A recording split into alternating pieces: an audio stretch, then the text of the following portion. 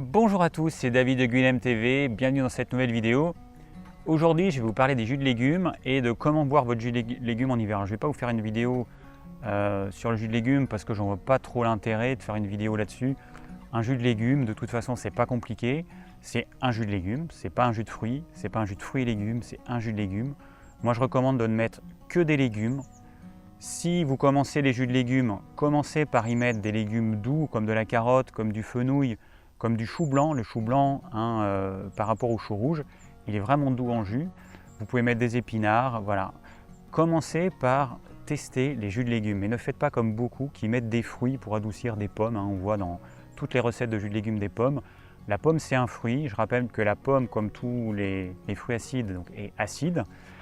Cette acidité, elle va acidifier certaines personnes et elle va alcaliniser d'autres personnes. Les personnes qui sont fatiguées, qui sont à bout, qui sont fragiles, qui sont plutôt minces, frileuses ou simplement frileuses, les tempéraments nerveux, bon, pas de fruits et surtout pas de fruits en hiver. Ça va vous refroidir, ça va vous glacer, ça va être catastrophique et ça va vous acidifier.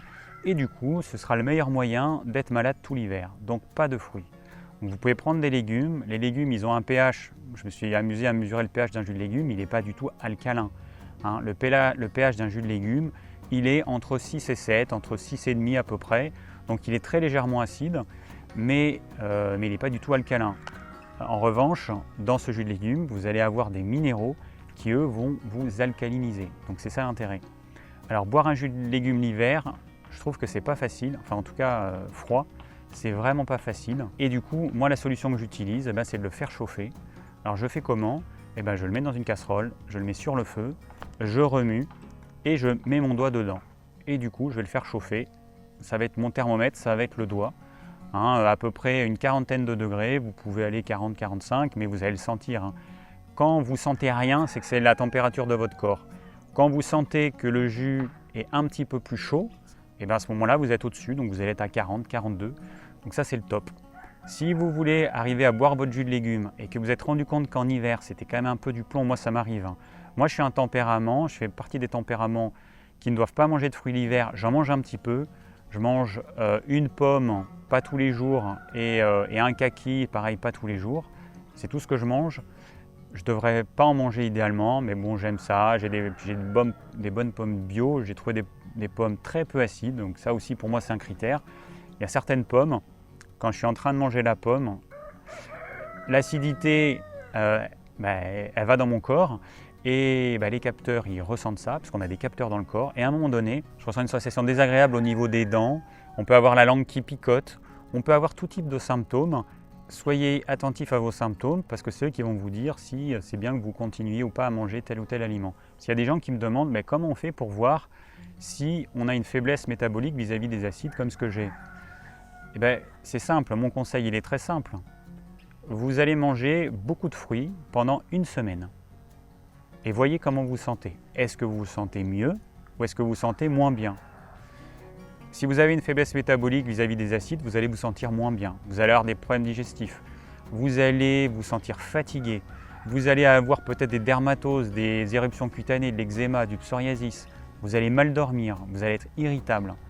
Vous pouvez avoir une sensibilité au niveau des dents, au niveau de la langue. Si jamais vous faites ça de façon prolongée, vous allez avoir les ongles tout mous. Vous allez avoir des cheveux qui vont se transformer en paille. Une peau qui va devenir sèche, vous pouvez avoir plein de trucs, puis du mucus qui sort partout, il peut sortir de la bouche, des organes génitaux, de partout. Donc c'est un bon moyen de voir si vous avez un problème avec l'acidité en général. Donc, dans ce cas-là, il faut arrêter tout simplement.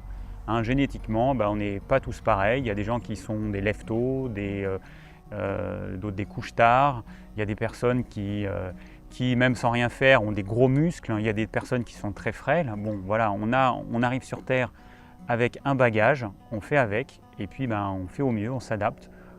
Moi je sais que j'ai une faiblesse métabolique vis-à-vis des acides, je ne vais pas m'amuser à manger des fruits comme un taré parce que je sais que ça va me poser problème, je l'ai fait dans le passé et ça m'a posé des gros problèmes de santé puisqu'à 22 ans, je Je me suis fait faire une radio de la colonne vertébrale et le médecin il m'a dit que j'avais une arthrose.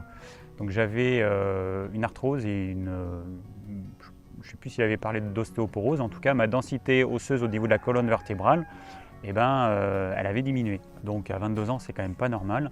Il se trouve que j'avais été frugivore pendant quelques mois auparavant. Et du coup, voilà pourquoi est-ce que je m'étais complètement déminéralisé. Donc les personnes qui me disent que les fruits, c'est alcalin, que c'est absolument pas acide. Alors déjà, ils confondent acide et acidifiant. Un fruit, c'est acide. Une pomme, c'est acide, sauf la banane, évidemment. Sauf la banane et l'avocat, tous les autres fruits sont acides. Donc, les fruits à queue, donc ils sont acides. Vous prenez une bande pH, vous mesurez, vous verrez que c'est acide. Après, ils vont être acidifiants pour beaucoup de personnes, parce qu'aujourd'hui dans notre société, il y a beaucoup de tempéraments nerveux. Donc pour beaucoup de personnes, le fruit sera acidifiant, et puis pour d'autres personnes, il sera alcalinisant.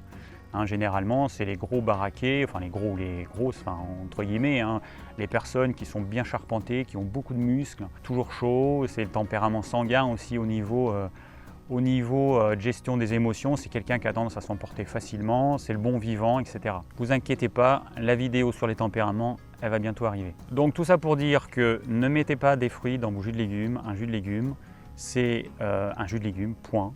Un fruit, c'est fait pour être mangé, c'est pas fait pour être bu. Je rappelle qu'un jus de fruits, on enlève les fibres. Les fibres, elles sont là pour tamponner la vitesse de passage du sucre dans le sang. Un jus de fruits, c'est comme si vous mangez du sucre blanc, ça a exactement le même effet, c'est que ça fait monter le taux de sucre dans le sang très rapidement, donc ça va y avoir un pic de glycémie, donc un pic d'insuline. Donc si vous voulez faire du gras, c'est le meilleur moyen en tout cas. Donc si les fibres du fruit on les enlève, c'est ce qui se passe. Dans les légumes, alors dans les fruits vous avez surtout des fibres solubles. C'est des fibres qui vont se mélanger, c'est pour ça quand vous faites un jus de pomme par exemple, vous allez voir que ça vous fait une espèce de purée. Quand vous faites le jus, il y a une partie du jus et de la pulpe qui sortent en même temps, alors que quand vous faites un jus de carotte par exemple, ce sont des fibres insolubles, et donc ces fibres, elles vont bien pouvoir être séparées du jus.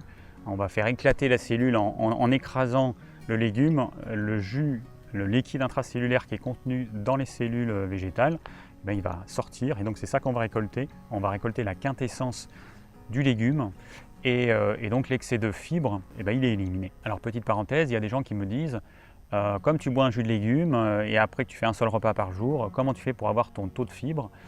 Les fibres, je vais les avoir dans ce que je vais manger. Je vais manger des légumes cuits, je vais manger parfois des céréales complètes. Dans le jus de légumes, moi c'est pas un jus de légumes filtré, donc c'est un jus de légumes qui est quand même assez épais, parce qu'après on peut le filtrer avec une passoire. Bon, donc moi il y a toujours des fibres insolubles dans mon jus de légumes. Donc les fibres, je ne vais pas en manquer. Je ne fais pas du tout la chasse aux fibres. Après, ça dépend de ce que vous mangez. C'est clair que quelqu'un qui va manger énormément de viande rouge, il faudra que son alimentation contienne beaucoup de fibres. C'est une question d'équilibre en fait. Si vous avez une alimentation qui ne demande pas beaucoup de fibres, parce qu'elle est riche en oléagineux, elle est riche en céréales complètes, elle est riche en légumineuses, donc en légumes crus, légumes cuits, jus de légumes, jus de légumes non filtré, donc dans lequel il reste des fibres, vous n'allez pas du tout en manquer. Donc il ne faut pas vous inquiéter pour ça. Ce qu'on fait, c'est juste qu'on élimine l'excédent de fibres. Et là, c'est vraiment bénéfique. Je vous mets au défi de manger les légumes entiers que vous avez passés au jus. C'est impossible. Ou alors, vous ne pourrez rien manger d'autre. Ça va vous remplir l'estomac, vous ne pourrez rien manger d'autre. Moi, comme je fais qu'un repas par jour, je ne peux pas remplir mon estomac de fibres de légumes et ne plus avoir la place pour les choses importantes, pour la protéine animale, pour le bon gras, pour mes céréales complètes, etc. D'ailleurs, je me suis amusé, j'ai vu une vidéo d'une chaîne de quelqu'un qui est contre le véganisme. Bon, il explique pourquoi il a ses raisons et c'est intéressant. Et puis il s'amuse à comparer de manger 1 kg de brocoli cru et 1 kg de viande rouge crue. Et en fait, il y a des vidéos sur internet où il y a une espèce de concours à celui qui arrive à manger 1 kg de brocoli cru. Et en fait, apparemment, c'est quasiment impossible, alors qu'un kilo de viande crue, tout le monde peut le faire sans problème. On a fait ça pendant des millions d'années. Donc notre organisme, il est fait pour. Le brocoli, qui entre parenthèses est un légume moderne, les brocolis tel qu'on le connaît aujourd'hui, il y a 100 ans, il n'existait pas. Et en fait, on n'est pas fait pour manger autant de légumes crus, tout simplement. On n'est pas fait pour. Je rappelle quand même que dans l'estomac, l'enzyme principale qu'il y a, c'est la pepsine. c'est une enzyme qui sert à digérer les protéines. C'est pas du tout quelque chose qui sert à digérer la cellulose. Et puis je rappelle aussi pour les personnes qui disent qu'on est comme les gorilles, que les gorilles et nous, il y a une énorme différence au niveau digestif. Les gorilles, ils ont un côlon qui est beaucoup plus long que le nôtre et un intestin grêle qui est beaucoup plus court. Et pourquoi? Parce que les gorilles, ils mangent énormément de choses fibreuses et du coup, il a un gros côlon parce que les bactéries qu'il y a dans son côlon vont être capables de transformer une partie de ses fibres en énergie.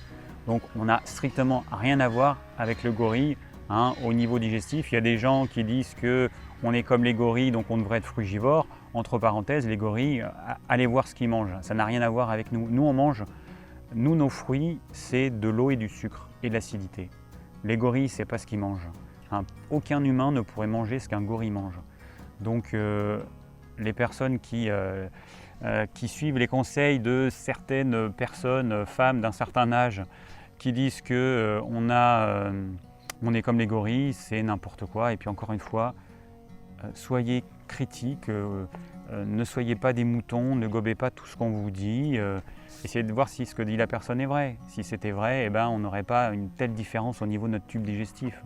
Et puis bon, quand on voit la cage thoracique d'un gorille, ça veut dire qu'il a des poumons développés, ça veut dire qu'aussi il va être capable de brûler les acides faibles qu'il y a notamment dans les végétaux et dans les fruits, que nous on n'a pas, ça n'a rien à voir. Enfin, c'est impossible de comparer l'être humain avec un gorille, ça n'a strictement rien à voir. L'être humain, il a un cerveau qui à lui seul consomme un quart de l'énergie. Le cerveau, il représente 2% en termes de poids et il consomme un quart de notre énergie, qu'on soit éveillé ou qu'on soit endormi. C'est incomparable l'humain et le gorille. Peut-être qu'on avait des ancêtres communs il y a quelques millions d'années. En tous les cas, il y a une branche qui a fait qu'on est allé, on est ce qu'on est aujourd'hui. Puis le gorille, il est resté ce qu'il est. Il n'a pas évolué. Pourquoi? Parce qu'il mange ce qu'il mange. Donc les personnes qui veulent manger ce que mange le gorille, qu'ils le fassent, aucun problème. Mais en tout cas, moi je vous conseillerais jamais de faire ça. Donc on revient à notre jus de légumes. J'ai un petit peu divergé, mais c'est pas grave. Ça amène un petit peu, ça amène d'autres informations. Donc le jus de légumes, c'est que des légumes. Si vous commencez avec des légumes doux, et puis petit à petit, vous allez pouvoir rajouter des légumes un petit peu plus forts. Attention à la mode curcuma, gingembre et tout ça. Bon, le gingembre et le curcuma, on n'a pas à en prendre tous les jus de légumes. Sachez aussi que le curcuma, il va encrasser votre extracteur. Moi, je me suis amusé, j'ai suivi les vidéos l'année dernière de Thierry Casasnovas. Il conseille gingembre et curcuma dans tous ses jus. Bon, personnellement, je trouve que c'est vraiment pas bon de prendre toujours la même chose. Notre organisme, il a besoin de prendre des choses différentes, donc prendre toujours une base gingembre-curcuma, moi je trouve ça débile. Mais bon, chacun fait comme il veut. Notre organisme, il faut lui apporter des éléments différents, donc il vaut mieux faire sous forme de cure. Vous allez prendre de temps en temps, gingembre-curcuma si vous voulez, puis après vous allez arrêter, vous prendrez autre chose. Il ne faut pas toujours apporter les mêmes nutriments à l'organisme. Et le curcuma, au bout de quelques mois, en fait, il y a une espèce de résine qui va se déposer sur la vis et sur les parties internes de l'extracteur. Et moi, un beau jour, je me suis retrouvé avec la pulpe en fait, qui n'arrivait pas à sortir. Et ça fait une espèce de revêtement rugueux qui fait que la pulpe, elle est plus bien évacuée. Donc du coup, je devais mettre de l'huile sur ma vis pour que la pulpe elle sorte. Après, ce que j'ai fait, c'est que j'ai pris un petit couteau, j'ai gratté pour enlever cette espèce de résine parce que c'est un truc brillant qui fait, c'est vraiment comme une résine. Donc attention, si vous utilisez du curcuma au quotidien, au bout d'un moment donné, vous verrez, vous aurez cette pellicule qui va se mettre sur toutes les parties plastiques et donc il y a un risque que la pulpe ne puisse plus sortir. Donc commencez par des jus de légumes simples, vous mettez 3-4 légumes et puis petit à petit, vous pouvez en mettre un petit peu plus mais pas trop et puis alternez les légumes. Ce qui est bien de commencer avec peu de légumes, c'est que vous allez vous familiariser avec les goûts des légumes. Il y a beaucoup de gens, les jus de légumes, ils trouvent ça dégueulasse. Et moi, je trouve ça délicieux. Mon palais s'est habitué, j'imagine. Moi, je trouve ça délicieux. Alors, il y a des fois, quand on met des choses un petit peu coriaces, un petit peu fortes en goût, c'est vrai que ça peut être un peu chaud. Si vous mettez des plantes sauvages, allez-y mollo. Moi, j'ai fait l'expérience. Et des fois, c'est limite imbuvable tellement c'est fort. Pourtant, je suis quand même habitué aux choses coriaces en goût. Mais allez-y mollo avec les plantes sauvages. N'oubliez pas qu'elles sont beaucoup plus riches. Elles sont 1000 fois plus riches en nutriments que n'importe quel légume. Donc mettez des petites quantités pour commencer, voyez le goût que ça a et puis progressivement vous pourrez augmenter. Alors revenons donc à la température de notre jus de légumes. En hiver, le froid, c'est vrai que c'est difficile. Un jus de légumes qu'on vient de faire, il va être à la température de la pièce ou un petit peu moins si les légumes étaient au frigo, donc il va être entre 15 et 20 degrés. Et boire ça, en fait, c'est pour moi en hiver, il y a certains jours, c'est comme du plomb, c'est comme si je buvais du plomb. Et je vais mettre un temps fou à arriver à digérer ce jus. Alors que si je le monte en température, alors je ne vais pas évidemment le faire cuire, je ne vais pas le faire bouillir, hein, je le monte en température, je pense que l'idéal, c'est autour de 45 degrés, c'est-à-dire un peu plus chaud que la température du corps. Ça, c'est vraiment l'idéal et vous allez voir qu'il va passer comme une lettre à la poste. Vous allez arriver à le digérer comme pas possible, alors qu'avec 20 degrés de moins ou 25 degrés de moins, vous n'arriviez pas à le digérer. Alors évidemment, ce n'est pas le cas de tout le monde, hein. Je rappelle qu'on n'est pas tous pareils, qu'il y a des personnes, des tempéraments qui vont bien supporter un jus froid en hiver. Mais par contre, il y a d'autres personnes, d'autres tempéraments, vous devez le sentir, hein.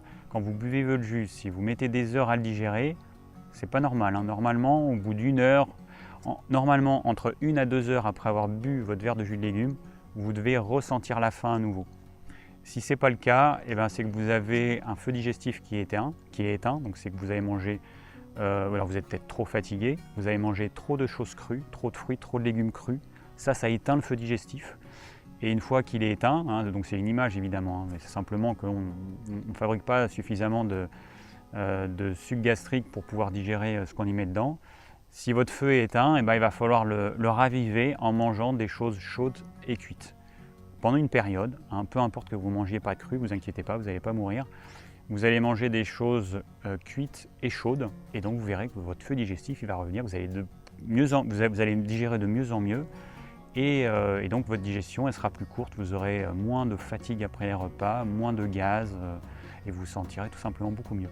Merci d'avoir suivi cette vidéo, j'espère qu'elle vous aura plu et qu'elle vous aura donné envie de continuer à boire vos jus de légumes en hiver, même si vous n'y arriviez plus parce que ce froid qui rentre dans le corps, c'est vrai que c'est assez difficile parfois. Si vous avez des questions, n'hésitez pas à les laisser en commentaire. Si vous désirez recevoir gratuitement mes conseils pour une alimentation saine, cliquez sur le lien ci-dessous. Et je vous dis à très bientôt pour de nouvelles vidéos.